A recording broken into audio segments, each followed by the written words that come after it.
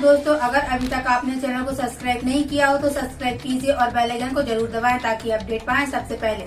नमस्कार दोस्तों, मैं हूं आपके साथ निशा नामदेव। आइए नजर डालते हैं इस वक्त की बड़ी खबर की ओर।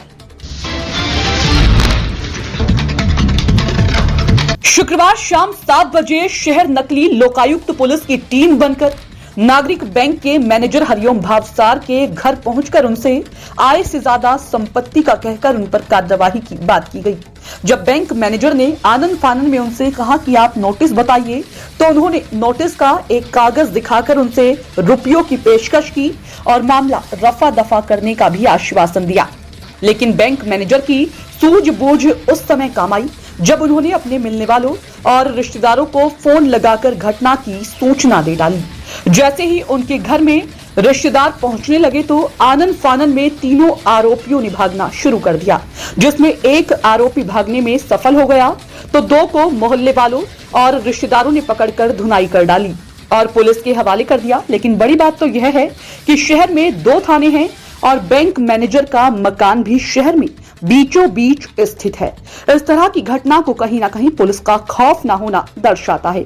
वहीं जब हमारे ब्यूरो चीफ ने इस संबंध में देहात थाने के प्रभारी राजेंद्र सिंह से जानकारी लेनी चाही तो उन्होंने कहा कि मेरे पास जानकारी देने के लिए टाइम ही नहीं है और आरोपियों को वे कुर्सी पर बिठाकर पूछताछ कर रहे थे। बता दें कि 2 युवक निकेत शर्मा व आरपी मालवीय को एक सफेद रंग की पजेरो स्पोर्ट गाड़ी जिस पर हूटर लगे हैं, साथ ही एक लोकायुक्त पुलिस डीएसपी योगेश खुरचानिया के आईडी कार्ड के साथ गिरफ्तार किया गया, जबकि एक युवक फरार बताया जा रहा है। घटना की सूचना लगते ही दोपहर को एडिशनल एसपी समीर यादव बासोदा पहुंचे और 2 आरोपियों से पूछताछ की जा रही है। देखिए न्यूज 24/7 तक के लिए गंज बासोदा से ओम प्रकाश चौरसिया की रिपोर्ट।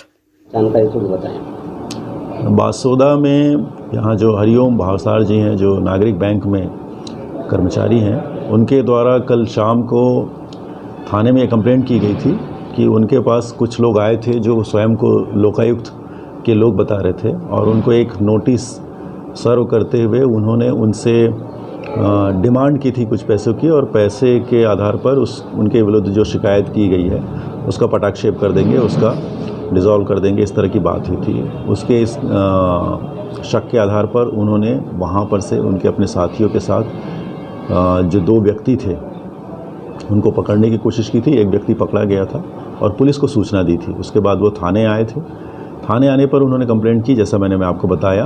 तो पुलिस की जांच में प्राथमिक रूप से और उनके द्वारा की गई कंप्लेंट के आधार पर हमने वो जो 2 व्यक्ति आए थे उन दोनों के विरुद्ध आईपीसी के धारा 419 इनपर्सोनेशन का होता है जो कि, और उसके अलावा इन्होंने जो पैसे की मांग की थी एक्सटॉर्शन का 384 और इन्होंने जो फर्जी नोटिस बनाई थी उसके आधार पर 467 का अपराध पंजीबद्ध किया है और इनके विरुद्ध वैधानिक कार्रवाई करके इनको माननीय न्यायालय को भेजा जा रहा है। सर, हरिओम भावसार जी पर कई इसमें मैं यही बताने जा रहा था आपको कि इसमें फैक्ट्स और दूसरे और भी इनके द्वारा जो जानकारी दी गई उसके मुताबिक इनका कहना था कि एक व्यक्ति और भी बैठा हुआ था।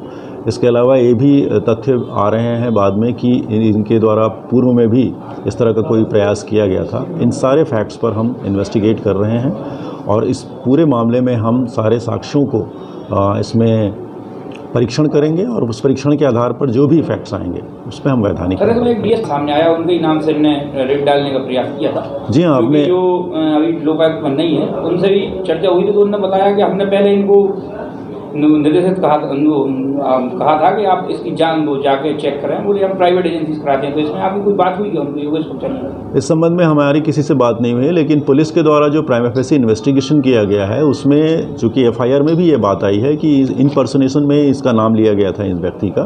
तो हम अपने इन्वेस्टिगेशन में ये सारे फैक्ट्स को सामने रख रहे हैं और इनको वेरीफाई करेंगे। वेरीफाई करने पर यदि कोई भी दोषी पाया जाता है तो उनके विरुद्ध वैधानिक कार्रवाई। भावसार जी बता रहे हैं कि एक और तीसरा व्यक्ति था जो भाग गया, वो ऐसा तो नहीं सर योगेश खुरचानिया? जांच में ये तथ्य सामने आएंगे। इसी पर तो कई मामले ऐसे हैं।